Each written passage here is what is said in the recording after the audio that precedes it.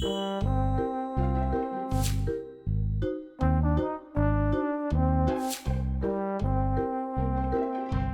처음에 섭외가 들어왔을 때 내가 과연 사람들한테 해줄 수 있는 이야기가 어떤 이야기가 있을까. 그래서 나에게도 이제 나의 얘기를 들었을 때도 과연 이렇게 도전할 수 있는 의식이 생길 수 있을까. 이제 그게 가장 많이 걱정이 됐어요. 요즘 코로나 시국으로 다들 좀 지쳐있고 힘들 때 내가 이제 도전을 하려고 하는 그런 사람들이 좀 많이 좀 적어들고 있는 것 같아서, 그러니까 내일을 기약할 때, 그러니까 저의 모습, 저의 이야기를 듣고, 그래서 내일을 기약하는, 그리고 희망과 미래를 한 번 더 도전할 수 있는 그런 기회들의 문이 좀 많이 열려 있었으면 좋겠습니다. 만약 내가 일자리를 구하게 된다면 가장 중점을 두는 부분이 어떤 것이 있을까요? 돈을 벌기 위해서 일을 하는 경우가 대부분이니까 우선 연봉에 큰 관심사가 있을 거고, 또 사업장의 위치, 그리고 근무 일수 등이 구직 광고에서 가장 눈여겨보는 부분일 겁니다. 저는 운동선수로 수년간을 지내오다 이른바 운태기가 왔어요. 운동이 힘들고 싫어진 거죠. 운동을 대신해서 저의 생계를 이어갈 직업이 필요했습니다.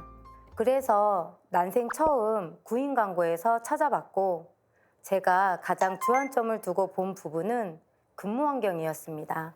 저는 보다시피 하체가 불편하기 때문에 장시간 서 있거나 이동해야 하는 직업은 하기 어렵습니다. 그래서 앉아서만 할 수 있는 일을 찾았는데요. 저희 신랑이 다니는 병원 게시판에 구인 광고가 난 거예요. 그래서 앉아서만 할 수 있는 제가 찾던 일이었습니다.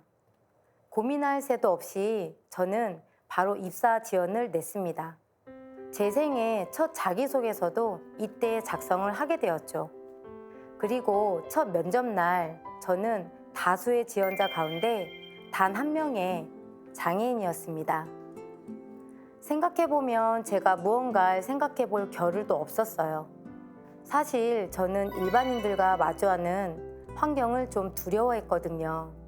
제가 장애가 있는 것을 부끄러워하진 않지만 그들과 견주어 본다면 저의 능력이 좀 부족하다는 생각을 늘 하고 있었어요. 어찌 보면 일반인과 함께 면접을 보는 환경은 당연한 건데, 제가 면접 자체가 처음이니 일반인과 제가 동일 선상에서 놓인다는 생각조차 못했던 거죠. 그런데 저는 운이 좋았어요. 제가 지원한 회사가 장애인 지원 사업장이었던 거죠. 정말 전 모르고 지원했거든요. 그래서 저는 합격을 했고 첫 직장을 가지게 되었습니다. 저의 첫 직장의 업무는 바로 이 전화기로 모든 업무를 소화해낼 수 있는 콜센터 업무였습니다. 일반인 분들은 다소 힘든 일 또는 꺼리는 일, 낮은 보수라는 선입견을 가질 수 있는 것 같아요. 그런데 그건 콜센터 업무를 잘 모르셔서 그래요. 단순한 전화 업무만이 아니었어요. 전화로 1차적 궁금증을 해소해 드려야 하기 때문에 증상을 물어보시면 매뉴얼대로 증상 상담을 해드리고, 또 증상에 맞는 의료진을 선택하고 예약까지 이어지게 해야 하는데요. 병원에 대한 지식 또 업무에 대한 많은 부분을 숙지하고 있어야 가능한 업무입니다. 저는 제 일에 만족하며 11년째 장기 근속하고 있습니다. 얼마나 제 일을 사랑하냐면요. 입사한 지 1년 만에 병원 콜센터 직원 최초로 모범상도 받았던 이력이 있습니다. 그리고 일을 하며 운태기를 극복해서 지금은 다시 운동에 열중하고 있어요. 운동선수이자 콜센터에서 일을 하고 있는 투잡 러인, 저의 이야기가 궁금하지 않으세요? 안녕하세요. 평화아름 소속 의정부 성모병원 콜센터에서 근무하는 이유미 사원입니다.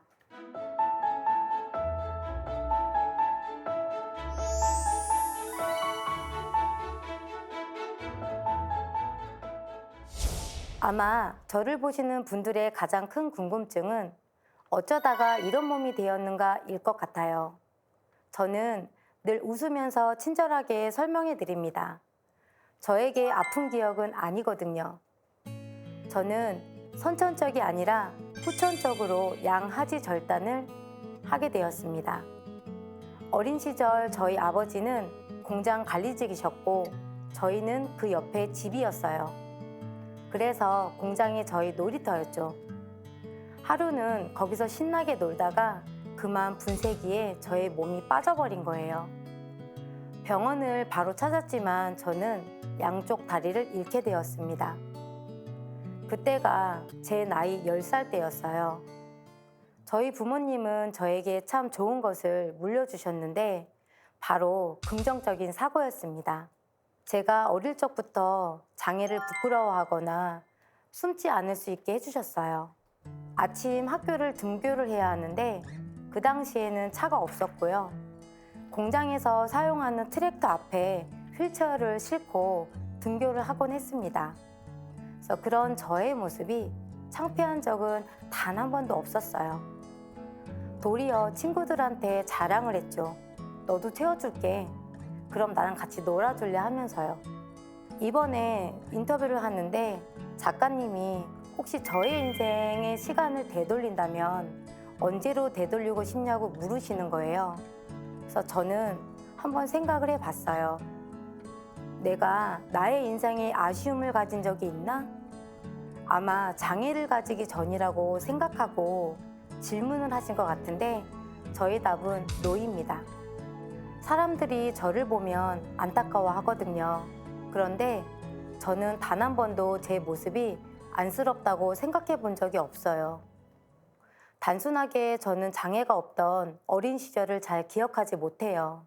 그리고 제가 장애가 있어도 그에 대한 불편함이나 아쉬움이 없게 저희 부모님이 저를 잘 인도해 주셨고 지금의 남편은 저를 잘 배려해 줍니다.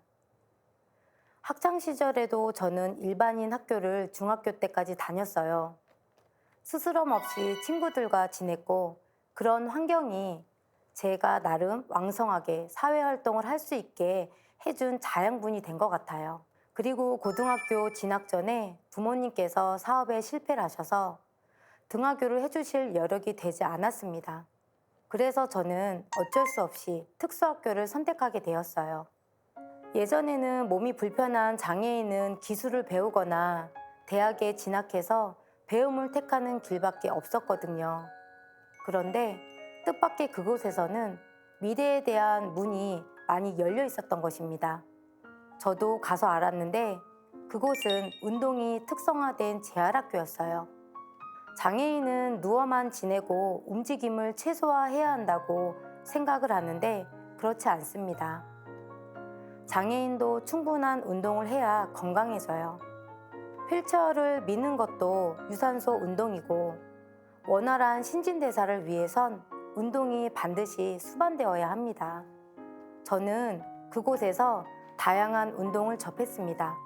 농구, 테니스, 휠체어, 역도 등 아마 운동을 시작하지 않았더라면 접하기 힘든 종목들이었죠.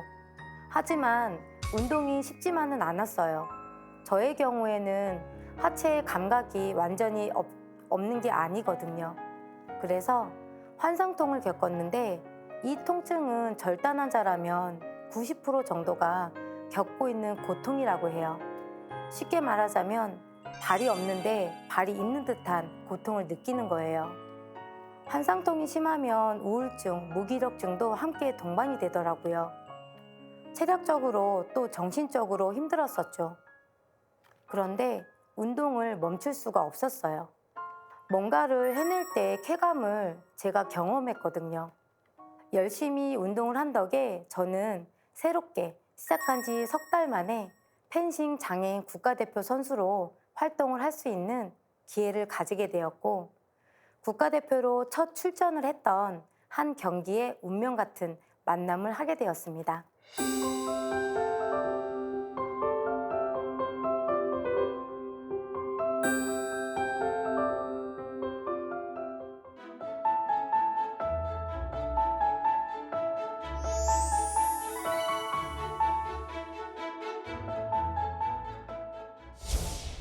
펜싱이라는 운동이 대중적이진 않잖아요. 그래서 제가 이 운동을 한다고 하면 많이들 물으세요. 왜 하필 펜싱을 선택하였냐고요. 저는 큰 이유는 없어요. 우선 제가 경제적으로 독립하고 싶었고 무작정 돈을 벌기 위해서 시작을 했습니다. 그땐 정말 쫓기듯이 운동만 했어요. 결과물은 수상이고 또 수상을 해야 돈을 벌 수 있으니까요. 하지만 지금의 저에게 펜싱은 삶의 활력소예요. 이제는 마음의 여유가 생겨서 경기를 할 때도 즐기면서 하고 있습니다. 그런데 제가 펜싱에 더 재미를 붙인 이유는 하나 더 있습니다. 바로 제 남편이 그 이유인데요. 저는 펜싱 부부로 활동을 하고 있습니다. 저희 남편은 현재 선수직을 내려놓고 지도자의 길을 걷고 있는데요. 2002년 부산 아시안게임에서 저와 남편은 펜싱 종목에서 도전하는 선수로 만났습니다. 그때 당시 제 나이 22살, 제 남편의 나이가 31살이었어요. 저희 부부가 9살 차이가 나거든요. 지금 생각하면 많은 나이 차이가 아닌데 진득하고 푸근한 남편의 성격에 저는 매력을 느껴서 제가 먼저 쫓아다녔습니다. 오빠라고도 안 했어요. 아빠라고 하면서 계속 주변을 맴돌았습니다. 그리고 저희는 3년 연애 끝에 결혼에 성공했죠.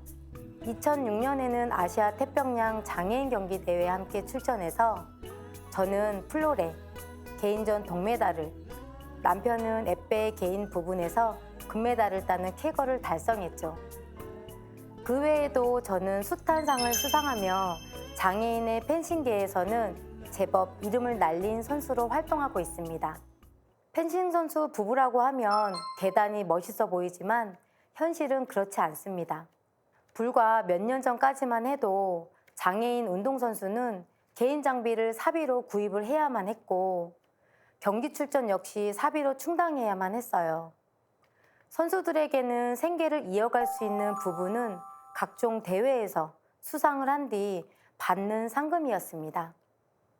요즘은 상황이 좋아져서 국가적인 지원도 많아졌지만 예전에는 정말 열악했어요. 요즘 이렇게 지원 제도가 좋아져서 저는 주변 분들에게 운동을 정말 많이 권장하거든요. 그런데 대다수 쉽게 포기하세요. 너무 힘들어서라는 푸념 섞인 말이 대부분이에요. 저 역시 그럴 때 있었습니다. 운동도 힘들고 왜 나는 이렇게 힘들까 비관하며 한때 더 이상 살지 말까라는 생각을 한 적도 있어요. 약을 먹기도 했습니다. 그런데 쉽게 안 죽더라고요. 죽는 게 사는 것보다 더 힘들더라고요. 그때 깨달았어요. 죽을 용기가 없으면 열심히 사는 게 낫다고. 그리고 그런 저의 생각에 더 힘을 실어준 게 저희 남편이었습니다. 저는 일주일 내내 상당한 시간을 남편과 함께 지냅니다. 저희 부부 사이에는 아쉽게도 자녀가 없어요. 가지고 싶어서 시험관을 3번이나 시도해 봤지만 힘들더라고요. 더 나은 부부 사이를 위해서 아이에 대한 희망은 내려놓고 서로에게 더 최선을 다하며 지내고 있습니다. 운동을 함께 한다는 것은 부부관계에서 참 많은 도움이 됩니다. 저희는 평일에는 각자의 위치에서 시간을 보내고 주말에는 운동을 하는 루틴을 가지고 있는데요. 요즘은 코로나 때문에 덜하긴 하나 체전을 앞두고 있을 때는 남편은 저의 코치 역할도 해내어주고 있어요. 보통 주말을 맞이할 때 이번 주말은 뭐 하지? 라는 생각을 하게 되잖아요. 저희 부부는 이런 고민을 할 겨를이 없습니다. 컨디션이 허락된다면 매 주말이 운동 데이트를 꽉 채워져 있거든요. 이런 내가 해야 할 일이 있다는 것만으로도 일상에 활력이 생기는 것 같아요.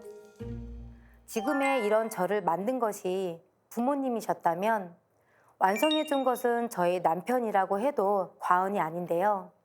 제가 잘못을 하든 안 하든 남편은 묵묵히 제 말을 믿어줍니다. 제가 성격이 좀 급하고 충동적인데 그에 반해 저희 남편은 차분하고 조근조근한 성격이거든요. 한 번은 남편이 저에게 의족을 선물해 주었어요. 그런데 저는 의족이 보기엔 좋은데 도저히 못하겠더라고요. 휠체어 한 번 밀면 쭉 나갈 거리도 의족을 끼면 수십 발자국을 움직여야 가능했습니다. 그래서 저는 의족을 벗어 던졌어요. 가끔 미용상 필요할 경우에만 착용을 합니다. 아마 저희 남편과 같은 성격이었으면 의족에 더 적응하려고 노력했을 거예요. 그런데 저는 성격이 급해서 쉽게 포기하게 되더라고요. 의족이 싸지 않거든요. 꽤 비싼 편이고 남편은 저를 배려해서 맞춰준 것인데 제가 의족을 내동댕이 쳤을 때에도 남편은 전혀 아쉬워하거나 화를 내지 않았어요. 그냥 저다운 선택이고 생각이라고 이해해 주었죠. 이렇게 남편과 저는 서로가 완충제 역할을 해주면서 행복한 가정을 16년째 이어가고 있습니다. 우스갯소리로 다시 태어나도 당신과 결혼할 거야? 라고 묻는다면 저의 답은 예스입니다. 그때 서로가 어떤 모습이라고 한들 이 사람이라면 말이죠.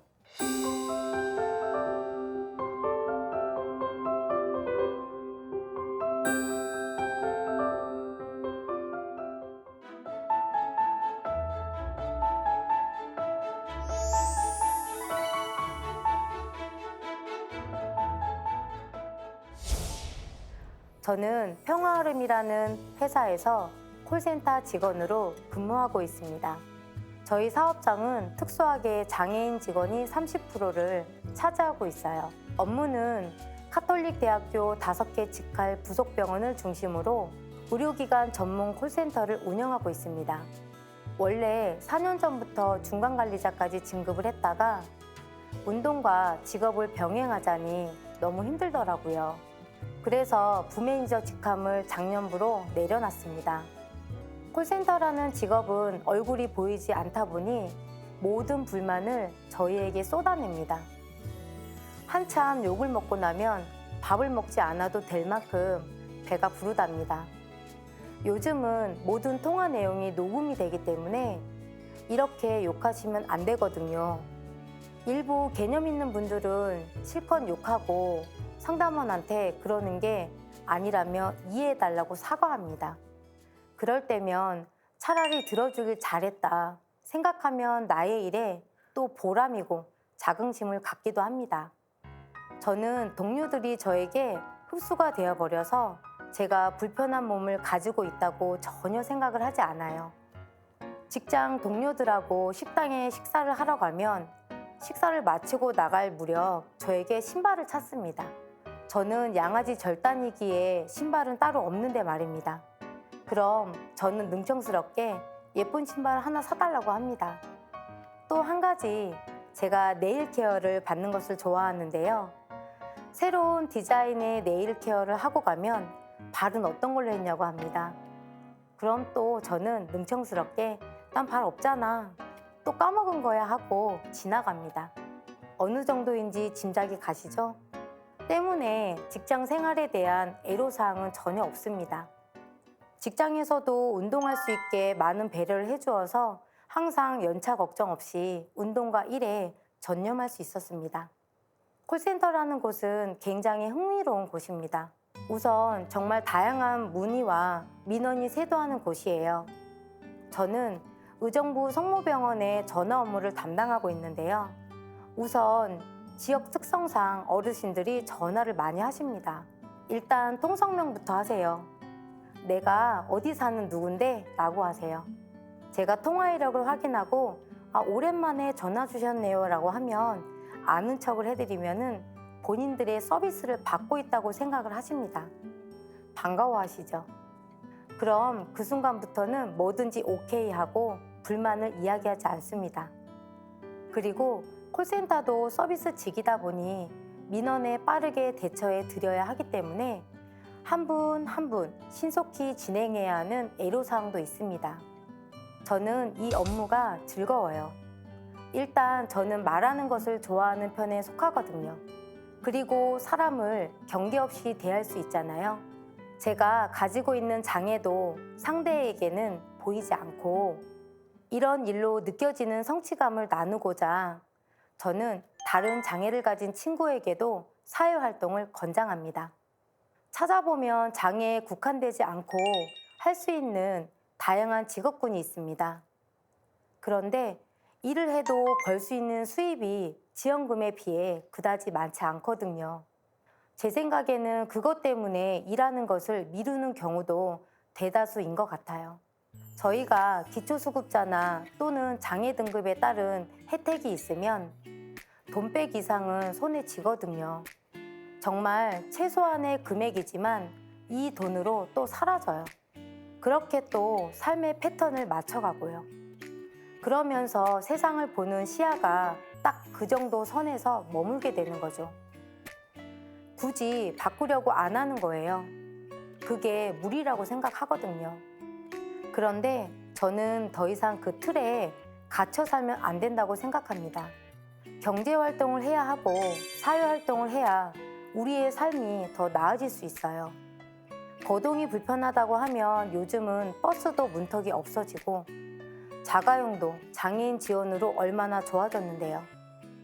장애인이 기동력이 없다는 것은 어쩌면 핑계에 불과할 수 있습니다. 저는 운 좋게 한 번의 면접으로 11년 동안 근속할 수 있는 회사에 취업을 하게 되었지만 이 역시 저의 도전이 아니었다면 이룰 수 없는 일이었어요.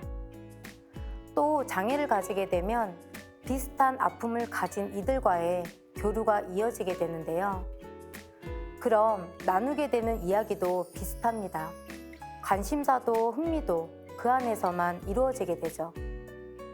하지만 제가 직장을 다니며 느끼는 것은 세상에 이렇게 다양한 일이 또 사건이 일어나고 있구나. 내가 앞으로 해야 할 일은 무엇일까 하는 고민입니다.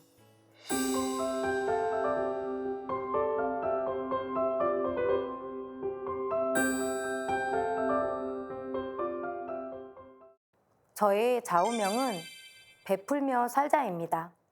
어찌 보면 저는 많이 받고 살아온 편이에요.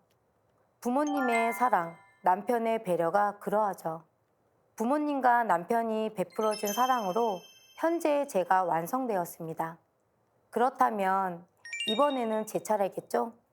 후배 펜싱 선수들에게 조언을 주며 운동에 대한 흥미를 잃지 않도록 페이스메이커 역할도 해주고 있고요. 저희 사업장 내에 저의 영역을 충분히 해내어가며 팀원들의 사기 진작에도 도움을 주고 있습니다. 또 저희 집에서는 저와 남편 그리고 저희 여동생이 함께 상생하며 살아가고 있는데요. 가정에서도 각자의 위치를 확실히 해가며 살아가고 있습니다. 그리고 앞으로도 제가 도울 곳이 있다면 저의 능력을 나누며 살아가고 싶습니다. 그것이 제가 추구하는 저의 삶의 목표이니까요. 오늘 저의 강연을 들은 분들도 제가 받은 사랑에 대해 생각해보고 또 함께 나눌 수 있는 준비가 되는 시간이 되었으면 하는 바람입니다. 긴 시간 저의 강연을 들어주신 여러분 감사합니다.